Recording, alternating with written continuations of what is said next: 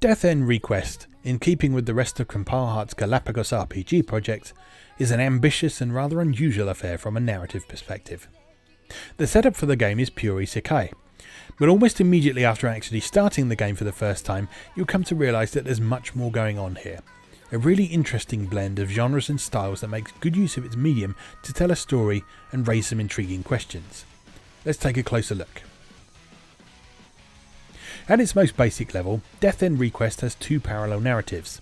Sheena is trapped inside the virtual reality game World's Odyssey and is attempting to find her way out, and Mizunaishi, one of the programmers of World's Odyssey, is investigating the situation.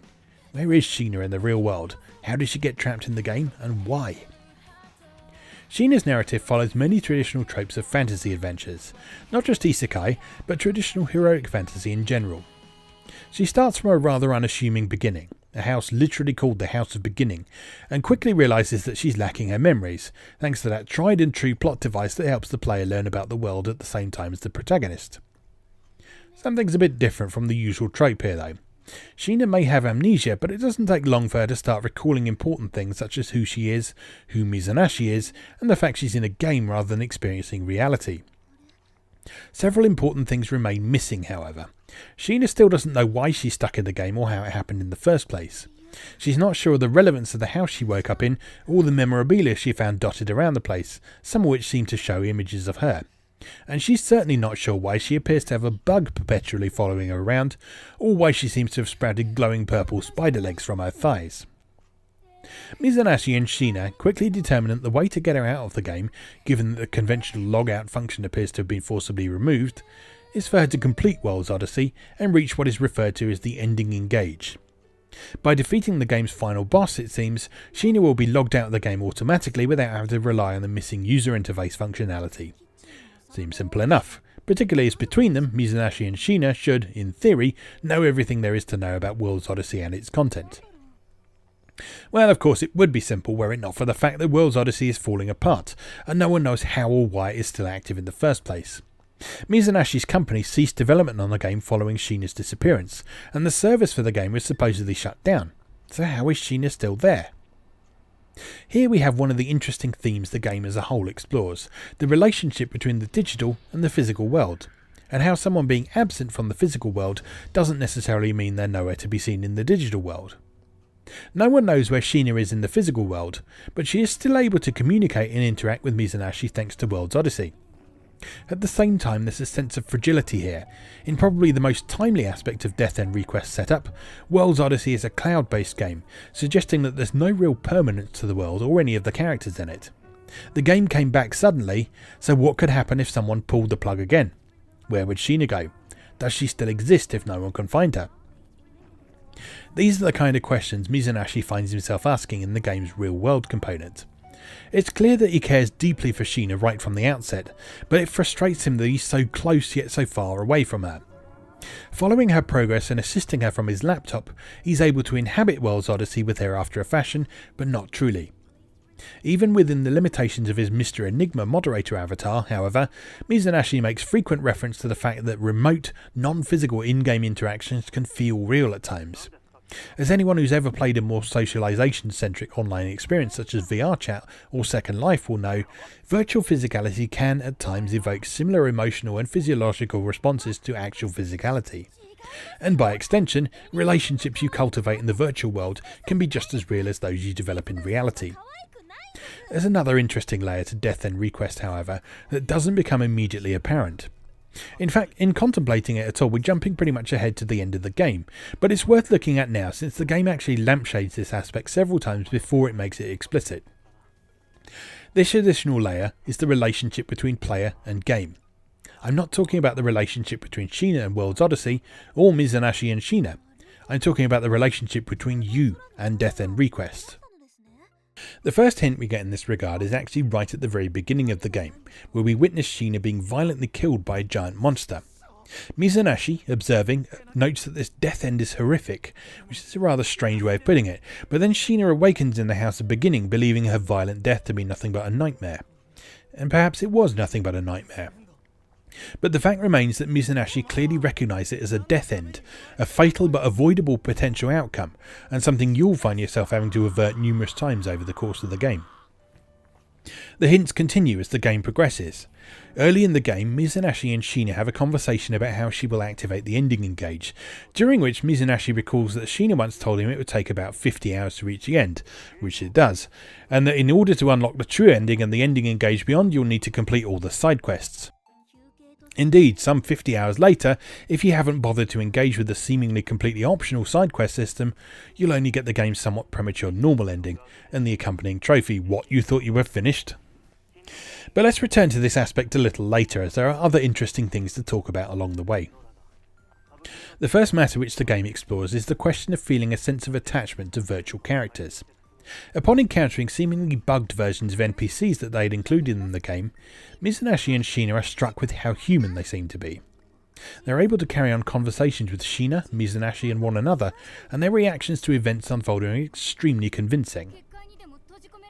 Mizunaishi and Sheena initially attribute this fact to the cloud-based Alice engine on which World's Odyssey is running. The Alice engine is the work of a company called Aggle. No prizes for guessing which computer and internet giant this was based on, and Mizunaishi explains through his narration that it is a high-grade artificial intelligence developed by Aggle's System Operations Division. Aggle required its third-party developers to sign exclusivity agreements in exchange for the chance to create AI beings with advanced response. You don't necessarily need advanced artificial intelligence to make interesting, compelling and relatable characters, however. You just need good writing, and perhaps some nice art and voice acting to go with it. It's not at all uncommon to hear people talking about how attached they feel to a favourite game's cast, or perhaps a specific character in a particular game. The language used when people have these discussions refers to these characters as if they're real people, rather than just pixels or polygons on screen. Given how character-centric compile heart RPGs tend to be, this is something that both the developers and prospective players of Death End Request will be well familiar with by this point. The game simply draws particular attention to this by having both Mizunaishi and Sheena comment on this, but they of course are also game characters in their own way. Is your head hurting yet? Something seems a bit off about the characters Sheena and Mizunaishi encounter over the course of their adventure, however. Everyone who joins their party is someone they previously designed and programmed into the game as an NPC, but the way they look, sound and behave always seems to be very much at odds with their original design specifications. The pair initially attribute this to the entoma bugs they all seem to be infected with, something they have in common with Sheena, but as the narrative progresses it becomes apparent that there's something more significant at play. Sheena and Mizunaishi become suspicious that these characters may actually also be real people, and Mizunaishi's investigations in the real world turn up a number of missing individuals with more than passing resemblances to the NPCs, all of whom vanished under similarly mysterious circumstances to Sheena. It's not until the latter half of the game, however, that they're finally able to confirm this for themselves, as well as figuring out exactly what it is that hasn't seemed quite right about each of their new friends. In short, each of them is lacking a specific emotion. The reason for this is that their companion entoma bug has been consuming it for themselves, but when the bug is fully sated, the emotion in question boils over.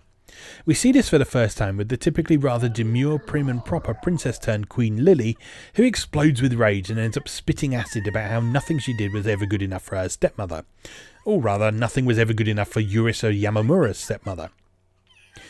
Once the party managed to calm her down, by beating the crap out of her, this is an RPG after all, Lily isn't sure what to make of the revelation she experienced, convinced that she was having some sort of delusion rather than, as is rather obvious to Mizunaishi, Sheena and the player by this point, reliving an actual memory from her real-world existence. One by one throughout the remainder of the narrative, the other party members each come to recognise and acknowledge the emotion they're missing before reaching boiling point and having a dream of their own. But why are they missing these emotions in the first place? A good question. For sure, we've seen RPGs in which characters have repressed memories or emotions before, but in Death End Request there's a rather more sinister reason for it all. And it all relates to Aggle and the Alice engine, as you may well have surmised for yourself by this point. With the installation of Eraser onto nearly every mobile device in the world, Mizunaishi explains to the player through his narration, Aggle gained access to millions of terabytes of user data. Eraser is of course analogous to a combination of virtual assistant applications such as Apple's Siri and Google's OK Google, and the data that services such as Google collect on you while you make use of their services. This is something that we, in actual reality, tend to take for granted these days because nothing too sinister has happened with it. Yet. Not so in the world of Death End Request, as Mizunaishi discovers during his investigations. Everything from a user's music preferences to their diet to how many hours they sleep was used by Agor to build a complete user profile, continues Mizunaishi. What began as an experiment in consumer optimization soon descended into madness. With Eriza at the core, they successfully created a supercomputer with an astonishing processing speed powered by the Neuralware department. To survive, it found a way to subvert the adage that humans only use 10% of their brains. Thus, 10,000 people were abducted to power its CPU. This increased operation speed thousands of times over. By tracking the unruly effects of emotions like fear and doubt, the program learned how to morph these irregularities into bugs. It aimed to synthesize the perfect life form, assembled by billions of user choices in the interest of evolving beyond man's infinite folly. As you might expect, applications like World's Odyssey provided an ideal opportunity for this computer to learn from people's emotional experiences. Mizunaishi explains that World's Odyssey and other pieces of software like it were regarded as experience farms, opportunities for players to speak to AI with full responsive control, like the real thing. The truth is, Agor were merely collecting enough user data to fill the Library of Alexandria. And why? Well, for the creation of those ultimate life forms, of course, known as the Ludens. Ludens means playing in Latin, by the way. This obviously is not a coincidence. But it seems that the efforts of Agor, or more accurately the ancient secret society pulling Agor's strings from behind the scenes, had been failing to bear fruit in this regard, and it wasn't until World's Odyssey was nearing completion that a Ludens was successfully manifested within the virtual world of the Alice engine. Unfortunately, it would only listen to Sheena, and moreover, rather than eschewing the disruptive influence of emotions, it seemed extremely interested in what emotions had to offer, particularly those which related to a sense of belonging, attachment, friendship, and love. Anyway, the reason that all this started in the first place, of course, boils down to that pesky old human curiosity. As Mizunaishi and Sheena's perpetually absent but seemingly always watching CEO Werner Glock puts it, the thought patterns illuminating the path to sentient machine life are the same that inspired our forebears to study alchemy. Indeed, while alchemy is most readily associated with the practice of things like transmuting one substance into another, it's often also depicted as an art capable of creating life from seemingly inert objects. See also games such as Shadow of Memories and the Atelier series. As the narrative progresses, the party finds itself outside of the main reality of World's Odyssey in a dimension called the Strain Area. Here, 3 Ludens make their home. Initially they introduce themselves as being no one yet, but subsequently describe themselves as agents of desire, wrath and fear. Like the early Ludens that Sheena somehow managed to summon forth, these Ludens are also very curious to learn about human emotion and their place in the world. Perhaps more significantly, there's also a 4th Ludens, who the party encounters before stumbling across the main group. While the group seems content to stay in the Strain Area and observe, Ripka, as this 4th Ludens calls herself, is frighteningly self-aware, in Mizunaishi's words, along with being absolutely batshit crazy. Not only that, she's both willing and capable of violent atrocities in the broader world of World's Odyssey, one of which we witnessed the aftermath of as Lucille's village is butchered. The 3 Ludens in the Strain Area show no remorse for Ripka's actions, but they also do not necessarily approve of them either. Rather, they find the party's emotional reactions to her rampage fascinating, and are thus keen to continue observing where things go from there. Indeed, there's plenty for them to learn from in this regard. Lucille initially feels rage at Ripka, but subsequently guilt at wishing ill on others, a guilt which the rest of the party is more than happy to assuage with their own stories of quietly cursing those who have wronged them to various degrees of severity. The Ludens then have the opportunity to witness the conflict between duty and empathy, as Lily is forced to go against Lucille's wishes by checking on her kingdom rather than immediately checking on the survivors of Lucille's village and pursuing Ripka. They see how friendship and a sense of belonging allows people to reach compromise, even with seemingly diametrically opposed viewpoints, and how trust can elicit sincere, honest forgiveness when it becomes necessary. The Ludens then are collecting data in the same way as Agor's systems. The difference here is that they are alive. They observe, they occasionally provoke, they record the results. In doing so, they learn, they grow, they evolve. They're neither good nor evil, they just are. They're a fascinating inclusion to the complex, ambitious narrative. What no one involved in all this counted on, of course, was the fact that when you start playing God, the fabric of reality tends to start fraying a bit, particularly when you start, perhaps accidentally, creating lifeforms unconstrained by the conventions of reality. Lifeforms that are very curious about pushing the boundaries to see what bends and what breaks. And especially when you start bending the rules by building your own reality by making use of things from the real world, such as the brains of 10,000 unwilling test subjects, or the repressed emotions of 6 incredibly strong-willed young women. Just like how there's a bug-killing programmer that can manipulate World's Odyssey, ponders Mizunaishi, what if someone was capable of manipulating and distorting our reality? In the same way I can see whatever Sheena's doing, what if there's someone watching me? There is, of course, someone watching Mizunaishi, as we've previously mentioned. In fact, there are two.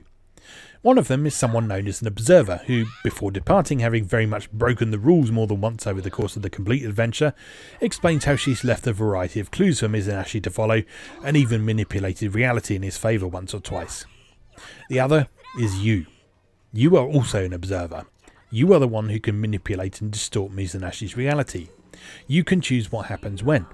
You can save your game to return to an earlier time, potentially averting death ends in the process.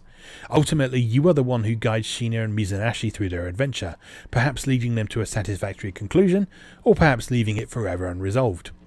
And the way you feel about everything that is transpiring is going to have a direct effect on how everything concludes.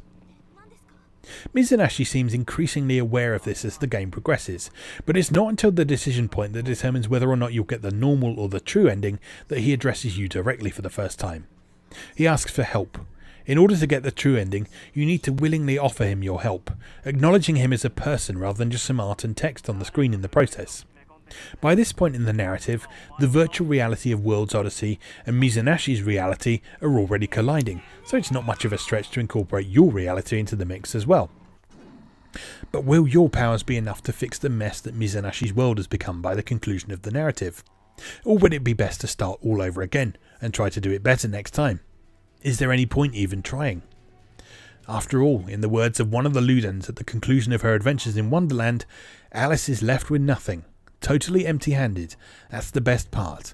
She may have met a cast of vibrant characters on her fantastical adventure, but they were just figments of her imagination. All that Alice has when she wakes up is, that's right, pain and terror. How poetic. So fleeting, cruel and morose. It gives me the chills. Isn't it beautiful? Sleep well, everyone.